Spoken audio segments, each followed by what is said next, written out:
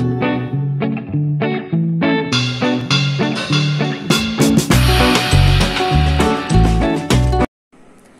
friends, welcome back to my YouTube channel. Myself Shreyadi Sarkar and I'm here with another video.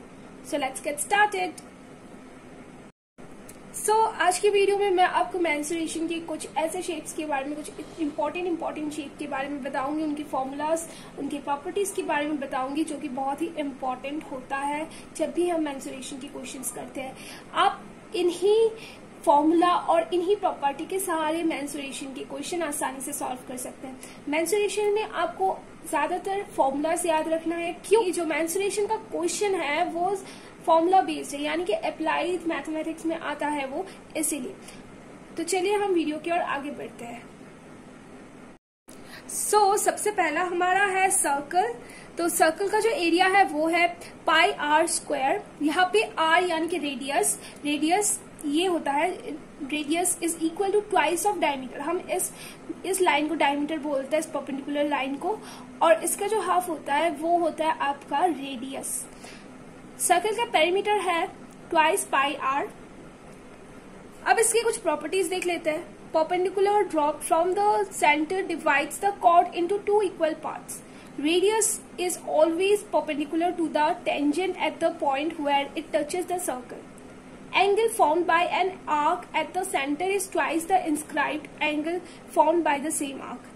यहाँ पे जो इसकी जो main property है वो है आपका जो परपेंडिकुलर आपका सर्कल में है वो दो इक्वल पार्ट करता है सर्कल का, और इसका जो रेडियस है ये हमेशा परपेंडिकुलर होता है सर्कल के टेंजेंट का।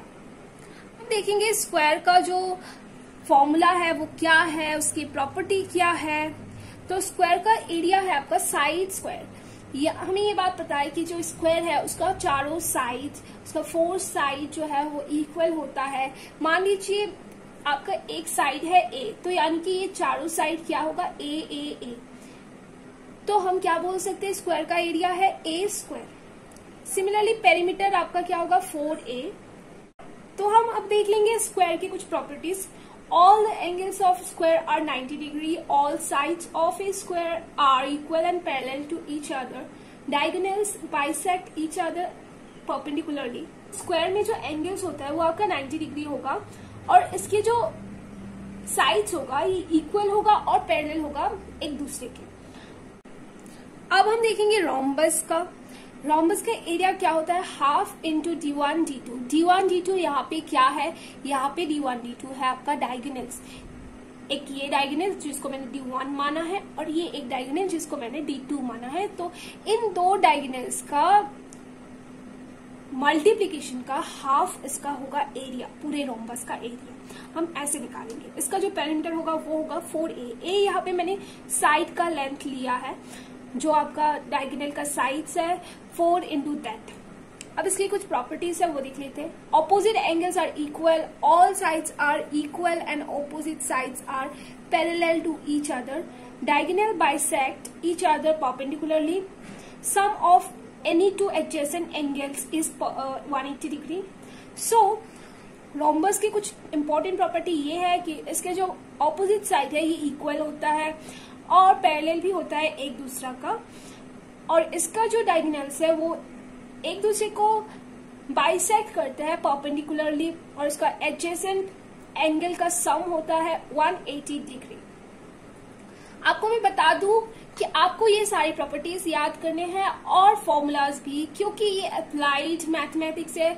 इसमें सिर्फ हमें फॉर्मूलाज को पुट करके क्वेश्चन सॉल्व करना है और सिर्फ एनालाइज करना है प्रॉपर्टी के हेल्प से, दैट्स इट। मेंस्ट्रुएशन में और कुछ भी नहीं है other than formulas and some of the properties, जिसके यूज से बस हम क्वेश्चंस के सॉल्यूशंस निकाल सकते हैं। अब हम देखेंगे रेक्टेंगल का। रेक्टेंगल का एरिया क्या है, लेंथ इंटू ब्रेथ। ये लेंथ है और ये ब्रेथ है, L इंटू बी। इसके पेरीमीटर है 2 इंटू एल प्लस बी। यहाँ पे आप देख सकते हैं ये लेंथ है और ये आपका है ब्रेथ, ठीक है। अब हम देखते हैं इसका property. All the angles of a rectangle are 90 degree. Opposite side of a rectangle are equal and parallel. Diagonals of a rectangle bisect each other यानी कि जो रेक्टेंगल का एंगल है वो हमेशा 90 डिग्री होता है, उसका जो ऑपोजिट साइड्स होते हैं रेक्टेंगल के वो इक्वल और पैरेलल होता है एक दूसरे के। अब हम देखेंगे ट्रेपेजियम के लिए। ट्रेपेजियम का एरिया होता है हाफ इंटू ए प्लस बी इंटू एच। यहाँ पे ए और बी आपका इसका जो लेंथ है ये है जो आपका एक पैरेलल लेंथ है, पैरेलल साइड्स है, उसका लेंथ आपका है। मैंने एक का मान लिया ए और दूसरे का मान लिया बी। सो इन दोनों का सम का हाफ इंटू हाइट, इसका जो हाइट है उसके साथ मल्टीप्लाई करेंगे तो हमारा ट्रेपेजियम का एरिया निकल आएगा। इसका इंपॉर्टेंट प्रॉपर्टी है only one pair of opposite sides are parallel to each other. मतलब एक ही पेयर है, यहाँ पे ट्रेपेजियम में आप देख भी सकते हो कि एक ही पेयर है जो पैरेलल है एक दूसरे के। अब हम ट्राइंगल का देखेंगे। ट्राइंगल का एरिया है आपका half into B into H. यहाँ पे बी का मतलब है बेस, जो कि इस ट्राइंगल का बेस है ये, और एच मतलब हाइट, ट्राइंगल का जो हाइट है वो। इन दोनों का मल्टीप्लीकेशन अपॉन हाफ, उनका मल्टीप्लीकेशन करके आपको हाफ करना है इसका, तो हमारा एरिया निकल आएगा ट्राइंगल का। इसका पेरीमीटर होता है A plus B plus C, which is इनके साइड्स का एडिशन। और इसकी कुछ बहुत ही ज्यादा प्रॉपर्टीज है, ये प्रॉपर्टीज आपको जान लेना है बस।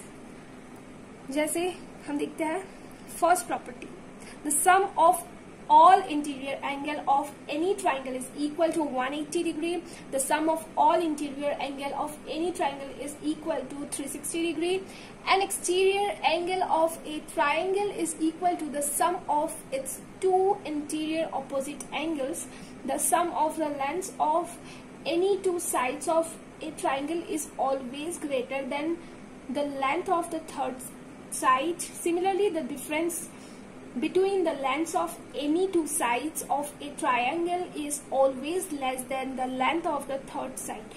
The side opposite to the smallest interior angle is the shortest side and vice versa.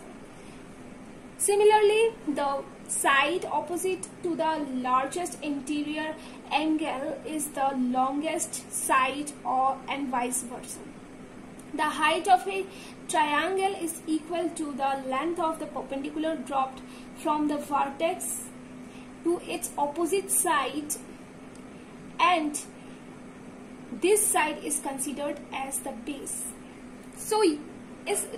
Triangle का जो सबसे मेन और इम्पोर्टेंट प्रॉपर्टी वो ये है कि इसके जो इंटीरियर एंगल्स होगा वो जब भी हम प्लस करेंगे वो होगा 180 डिग्री के बराबर। फिर इसका जो दो साइड होगा वो एक साइड से मतलब छोटा होगा, एक साइड से छोटा होगा, और उसका जो सम होगा वो उस साइड से हमेशा बड़ा होगा। अब जो आपका वर्टेक्स से जब भी हम कोई परपेंडिकुलर को ड्रॉप करते हैं, चाहे हम इस वर्टेक्स से ड्रॉप करें, जब हम यहाँ पे ड्रॉप करेंगे वो वर्टेक्स जिस साइड में ड्रॉप होगा, जैसे यहाँ पे आप देख सकते हैं यहाँ से इस वर्टेक्स से मैंने इस परपेंडिकुलर को ड्रॉप किया है और ये इस साइड में ड्रॉप हुआ है, यहाँ पे आके लिंक हुआ है।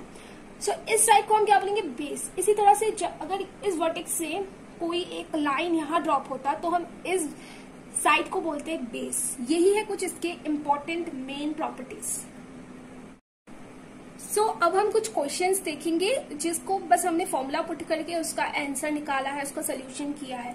हमारा फर्स्ट क्वेश्चन है, find the area of an acute triangle with a base of 13 inches and A height of 5 inches. हमारे पास हमें बोला गया है इस क्वेश्चन में कि हमें एरिया निकालना है एक एक्यूट ट्राइंगल का जिसका बेस आपका 13 इंचेस है एंड उसका जो हाइट है वो आपका 5 इंच है। तो हम पहले गिवन लिख लेंगे यहाँ पे, that given B is equal to 13 inch and H is equal to 5 inch. उसके बाद हमारे पास फॉर्मूला है, फॉर्मूला एरिया का फॉर्मूला क्या है, that is half into base into height. हम यहाँ पे निकालेंगे उसका सोल्यूशन, हाफ इंटू बेस आपका क्या है 13 है इंटू 5 कर देंगे और ये हमारा आंसर आ जाएगा।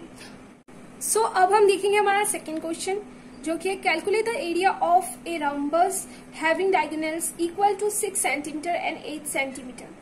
यहाँ पे हमारा डायगोनल्स है एक 6 सेंटीमीटर का और एक 8 सेंटीमीटर का। हमें पता है इसका एरिया है d1 इंटू d2 अपॉन 2।